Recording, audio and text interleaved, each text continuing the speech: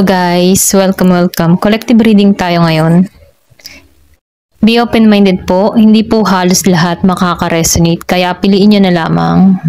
And thank you nga po pala sa mga nag-subscribe, lalo na po sa mga bumabalik. Marami pong salamat. Sa mga nagtatanong po, hindi po ako nagper-personal reading, okay? So, kung sino po yung mag-o-offer na magpapanggap na ako, ay hindi po ako nakontak sa kahit sino, kaya ingat po sa mga scammer, okay? So, start na ako. Give me the message for collective.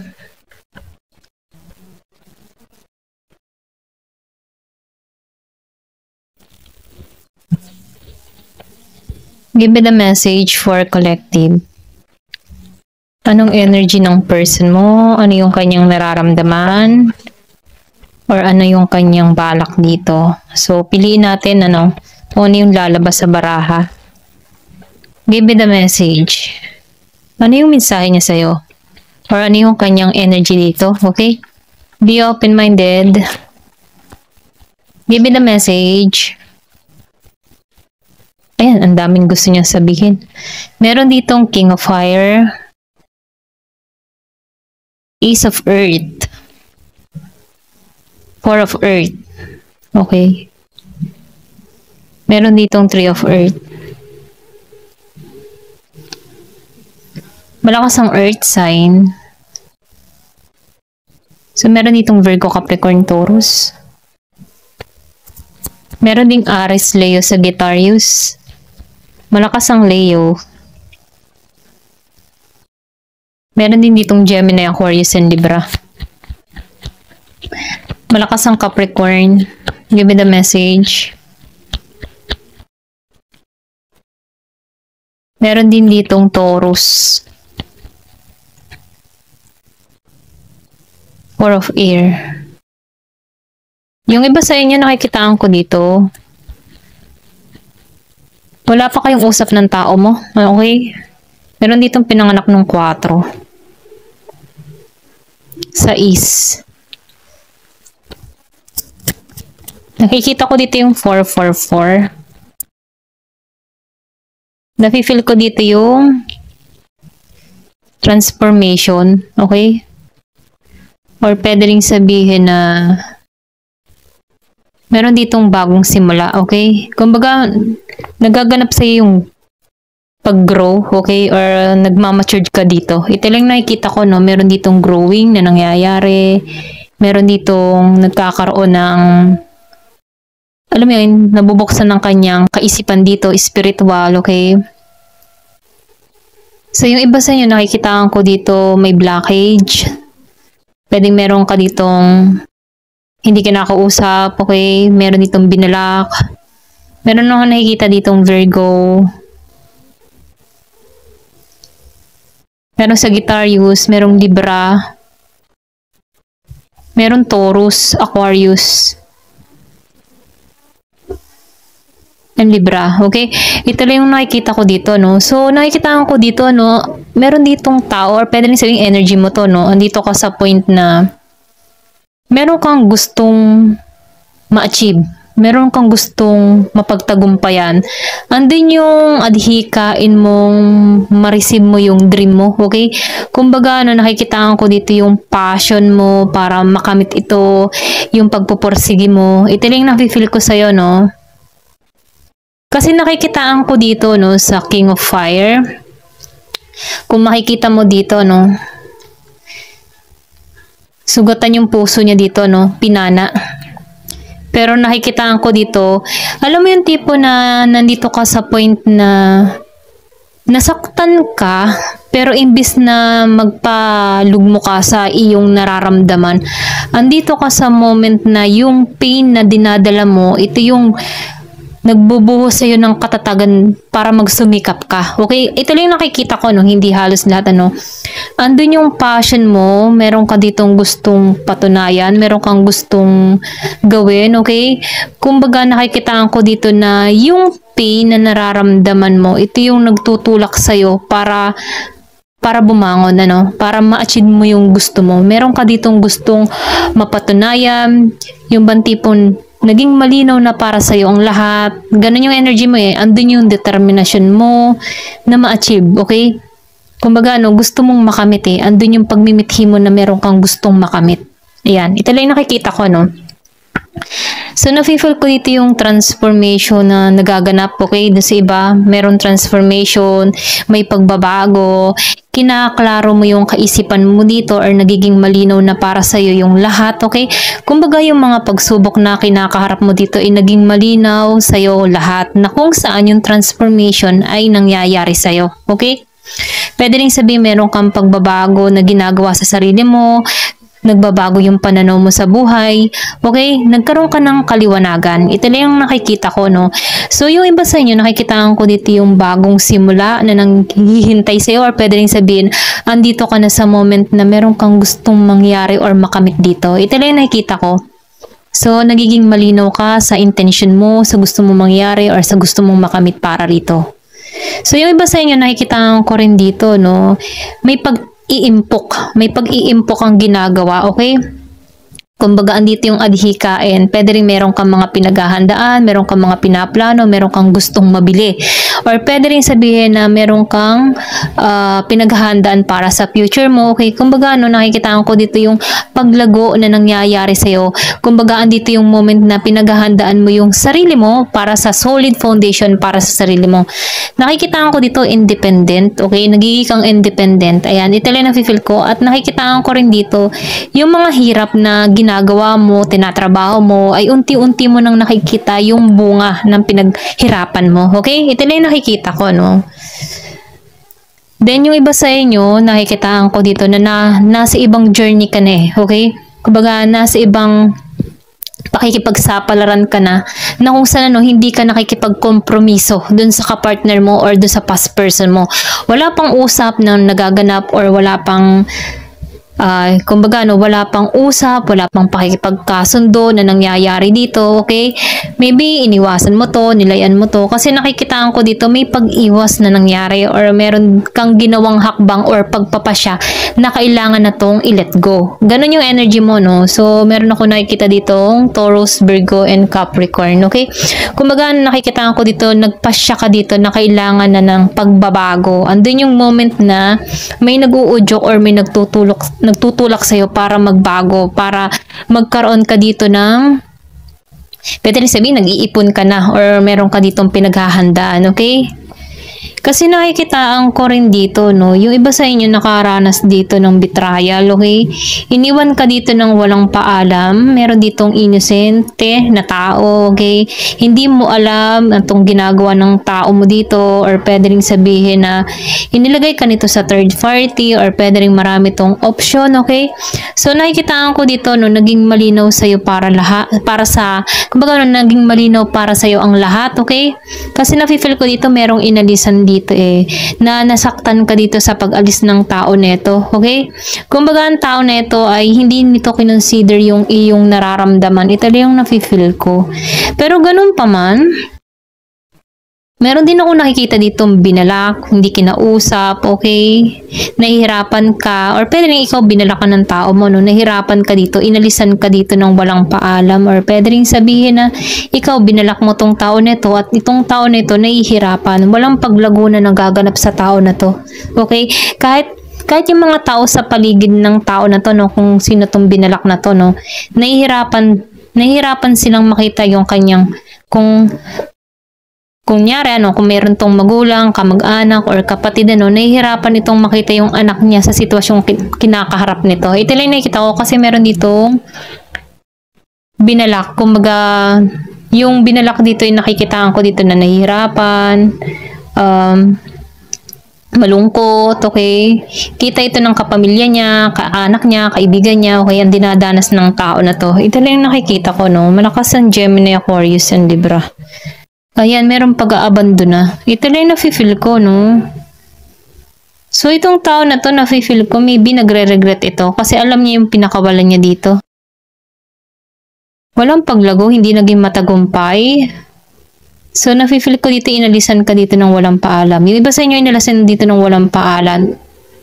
At binalak pa. Ganun. Ganun yung energy, no? Pero ganun pa man, Nafe-feel ko dito babangon ka eh. Okay? Babangon kang muli dito.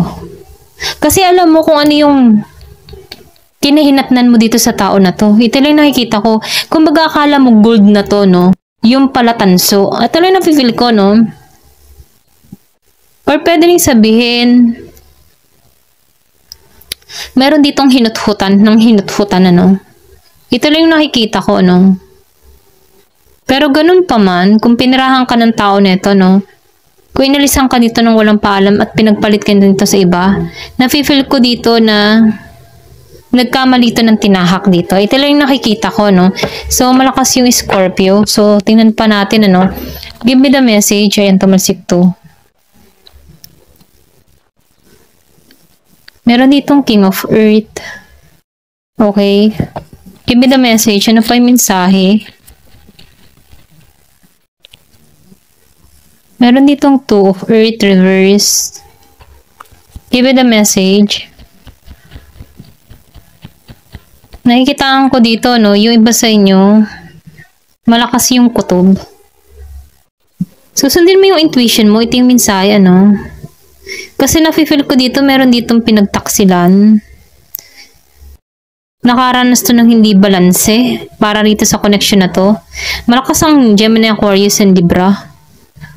Malakas ang Aquarius. Malakas ang Taurus.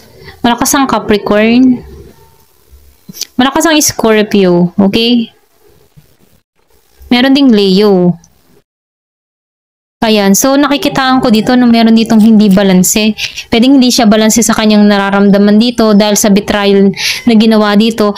Meron ditong deception or meron ditong pagtataksil na ginawa. Okay? Pero ganun pa man, ano, nakikitaan ko yung iba sa inyo may anak kayo ng tao na to or pwede rin sabihin may anak ka. May anak tong tao na to bago dumating sa buhay mo. Okay? Ito lang yung nafe-feel ko. Pero nakikitaan ko rin dito may naganap dito sa last quarter ng buwan. Okay? Yung iba sa inyo, may naganap sa inyo nitong September.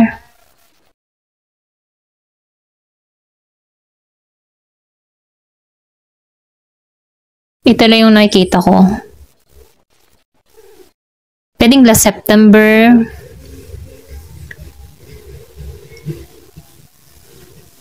Merong February, March. And then yung iba naman sa inyo, May. Okay? May naganap na betrayal nung buwan na yon. Ito lang yung nakikita ko, no? Nung last quarter ng buwan na yon. Okay? Meron kang nahuli, meron kang natuklasan, or pwede rin meron ditong, alam mo yun, parang tinaraydor. Ito lang yung nafe-feel ko, no? So, meron ditong pagtatraydor na ginawa. Hindi ka nagkaroon ng balanse dito sa naganap na buwan na nangyari ito. Ito lang yung nakikita ko, no? So, malakas yung Aquarius. Then, nakikita ko rin dito, no? Meron ditong Taurus. Nagigitong maayos ngayon. Ito lang yung nafe-feel ko. Or pwede rin sabihin magtatagumpay to dito. Okay? Kung meron tong mga nawala sa kanya dito, nakikitaan ko to ng pagbangon. Ito lang yung nafe-feel ko, no? May babangon dito. Give me the message. Ano pa yung mensahe?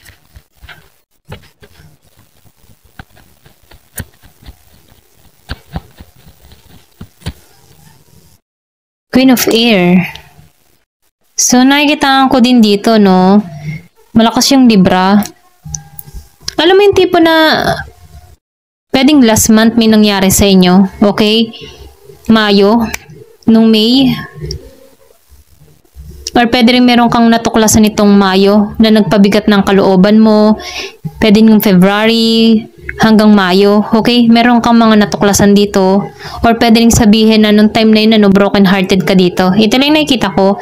Kumbaga nanuyo ka dito pero hindi ka nito pinagtuunan ng pansin. Binaliwala ka nito. Ito lang nakikita ko, no? So, meron ditong nanuyo, sinusuyo, ng pag-itan ng February, March, April, May. Okay?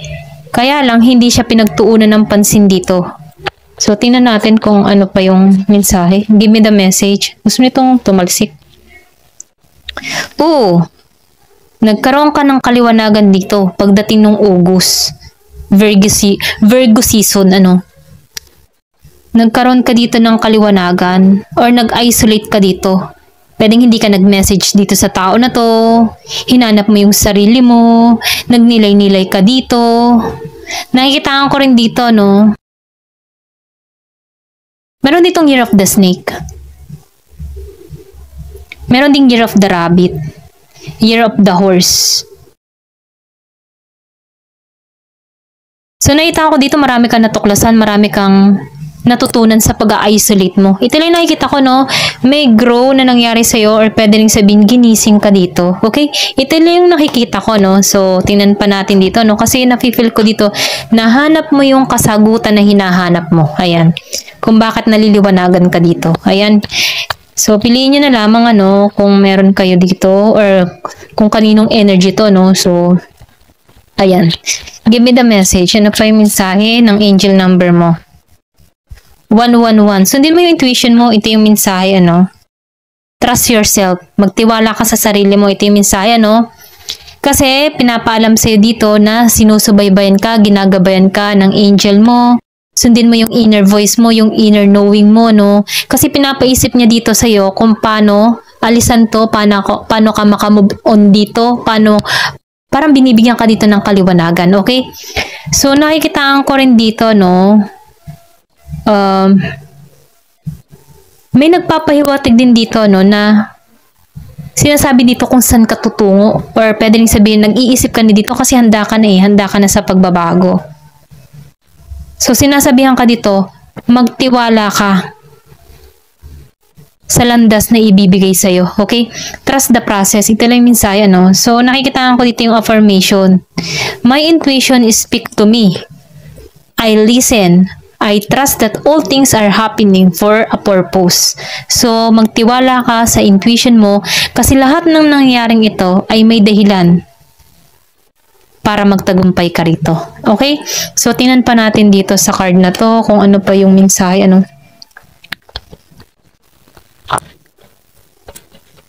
Give me the message. Ano pa yung mensahe sa'yo?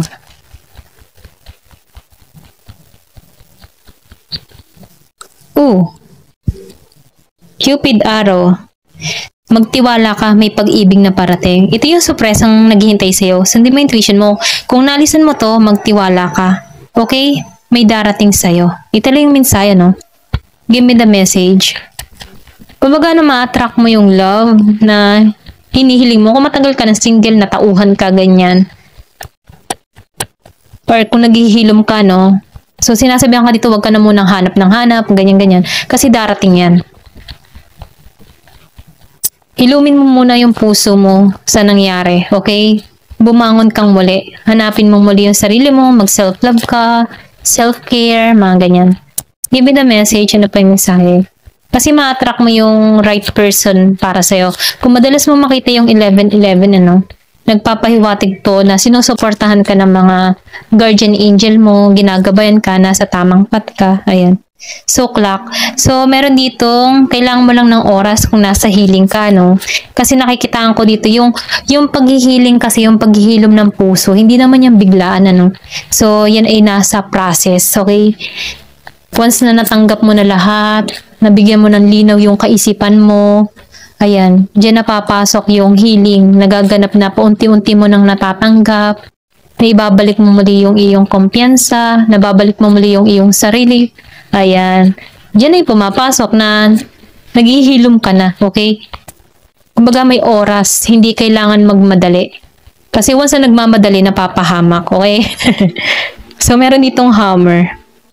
Meron ditong babalik. Yung iba sa inyo may magbabalik sa'yo para ayusin ang lahat, okay? So, meron ditong makikipag-ayos or sabihin natin na gustong bumawi o separation, okay? Namimiss ka ng tao na to, okay? Iniisip ka nito palagi. Pero ganun pa man, ano, nasa healing heart ka eh, okay? Hinihilo mo yung puso mo. Tinatanggalan mo yung mga addiction, yung mga bad behavior, or yung mga toxic, okay? Or mga abusadong relasyon, okay? Tinatanggalan mo yan. Naghihiling ka na dito. Kaya, sundin mo ang intuition mo, sundin mo yung gabay mo, no? Kasi malalaman mo yung sagot eh, okay? Na handa ka nang i-let go tong pain na nararamdaman mo. Kasi nakikitaan ko dito yung determinasyon mo na meron kang gustong makamit. Ganun. Okay? Yan, hanggang dito na lamang po. Ang dami kong chika. Thank you for watching. Love and peace.